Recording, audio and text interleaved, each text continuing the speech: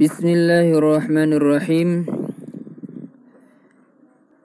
Alhamdulillahi rabbil alamin. Allahumma salli wa sallim ala Sayyidina Muhammad wa ala alihi wa sahbihi ajma'in.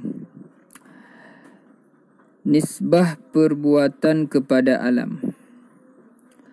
Perbuatan yang selalu dinisbahkan kepada alam ini pada lahirnya selalu terjadi pada 3 sumber, yaitu 1.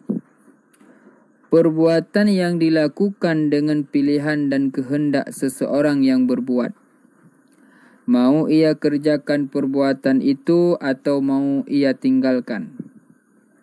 Seperti seseorang mengerjakan mandi dengan pilihannya sendiri, ataupun ia tidak mau mengerjakan mandi itu. Ringkasnya, baru ada mandi itu tergantung kepada pilihan dan kehendak orang yang ingin mengerjakannya. Yang pertama. Yang kedua, perbuatan yang terjadi dengan tabiatnya. Seperti orang mengatakan, api yang menghanguskan, nasi yang mengenyangkan, obat-obatan yang menyembuhkan, dan lain-lain sebagainya. Yang ketiga, perbuatan yang terjadi dari sebab atau ilat. Ilat kalau dengan bahasa Arab. Seperti orang mengatakan, goyang cincin lantaran goyang anak jari. Goyang anak jari lantaran digoyang oleh yang empunya jari. Pembahagian perbuatan yang tersebut itu tetap menjadi pegangan bagi golongan ahli filsafah dan golongan taba'iyin. Nama satu golongan kafir. Memang pada lahirnya kita melihat kejadian itu demikian. Akan tetapi hakikatnya yang berbuat adalah Allah Subhanahu wa ta'ala. Justru oleh karena jika Tuhan tidak menghendakinya menurut yang berlaku itu, tetapi ia menghendakinya yang sebalik daripada demikian, maka apa-apa yang dikehendaki Tuhanlah yang bakal terjadi. Kalau bukan demikian, pastilah akan terganggu keimanan seseorang tentang hal esa Tuhan pada perbuatan. Untuk lebih mantap lagi, kita ulang pelajaran kita pada tentang wahdaniyah. InsyaAllah akan mendapat kepuasan bagi barang siapa yang meragukan. Untuk melengkapi masalah perbuatan alam ini, ada baiknya kita kemukakan beberapa permasalahan yang lain yang dapat hubungannya dengan persoalan ini. Yang rapat hubungannya dengan persoalan ini. Tiap-tiap sebab yang pada kebiasaannya melahirkan akibat adalah soal kebiasaan saja. Yang memang demikianlah sunnatullah. Bukan untuk kita beriman demikian. Akan tetapi sebagai ujian kepada umat manusia. Kita umpamakan di sini dengan sebuah kejadian saja, yaitu hangus, disebabkan oleh tersentuh api. Sedangkan yang lain-lain seperti kenyang lantaran makan, putus lantaran dipotong, sembuh lantaran obat, dapat dikiaskan saja dengan masalah hangus dengan api. Dalam menanggapi masalah sebab dan akibat yang sering terjadi, terdapat manusia ada 4 golongan, yaitu golongan pertama, mereka mengatakan api itu sanggup menghanguskan akan sesuatu karena ia bisa memberi bekas kepada apa saja yang bersentuhan dengan dia.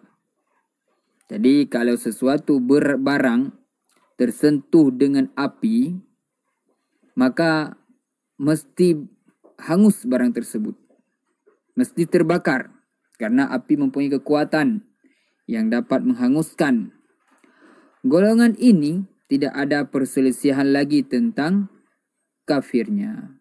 Oleh karena mereka mempercayai dan beriman bahwa sebab dan akibat yang sering berlaku bersanggupan untuk memberi bekas dengan sendirinya, tanpa urusan Tuhan dalam bidang apapun. Lanjut lagi. Golongan yang kedua.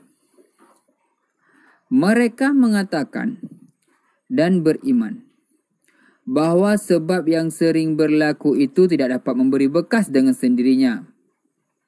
Tidak dapat memberi bekas dengan dirinya sendiri kepada akibatnya. Akan tetapi Tuhan telah menjadikan sebuah tenaga padanya untuk memberi bekas. Maka dengan tenaga itulah api misalnya sanggup menghanguskan akan sesuatu yang bersentuh dengan dia, tanpa urusan Tuhan lagi. Golongan ini, yang kedua ini, adalah golongan yang fasik dan bid'ah yang sesat. Apakah kafir golongan ini atau tidak? Para ulama mutakalimin berpendapat dua pandangan. Yang satu mengatakan mereka itu kafir, dan yang lain mengatakan tidak sampai menjadi kafir. Dan yang terkuat antara dua pandangan ini itulah yang mengatakan tidak menjadi kafir. Yang ketiga, golongan yang ketiga, mereka mengatakan sebab-sebab yang sering berlaku itu tidak mungkin ia memberi bekas dengan kekuatan yang sudah dijadikan Tuhan pada dirinya, tanpa keizinan dan kehendak Tuhan.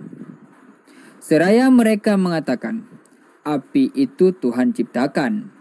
Tenaga pada api untuk menghanguskan sesuatunya pun Tuhan jadikan padanya.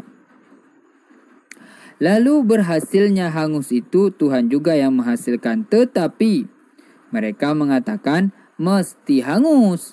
Golongan yang ketiga ini disebut ulama mutakalimin golongan yang jahil tentang hukum kebiasaan. Golongan yang keempat, mereka mengatakan dan beriman bahwa api itu adalah makhluk ciptaan Allah. Tenaga untuk menghanguskan sesuatu yang ada padanya pun Tuhan yang ciptakan. Berhasilnya hangus sesuatu yang bersentuh dengan dia, Tuhan pula yang menghasilkannya, bukan api itu sendiri. Maka dengan demikian, hangus atau tidak hangus itu tergantung kepada kehendak Tuhan. Jika ia menghendaki hangus, maka hanguslah. Dan jika tidak, maka pastilah sesuatu tidak akan hangus selama-lamanya. Karena terjadinya sesuatu atau tidak terjadi dalam alam semesta ini harus melalui penetapan dan kehendak Allah, pencipta alam seluruhnya. Golongan inilah yang disebut dengan golongan Ahlus Sunnah wal Jamaah. Mereka itulah yang Allah selamatkan dari bahaya kekafiran, dari bahaya kebid'atan yang menyesatkan, dan dari bahaya kejahilan yang besar kemungkinan akan terbawa juga ke jurang yang sangat membahayakan. Wallahul musta'an, dan kepada Allah lah tempat kita mohon bantuan. Sekian. Wallahu a'lam bis-shawab. Allahumma ighfir lahu lil musannif.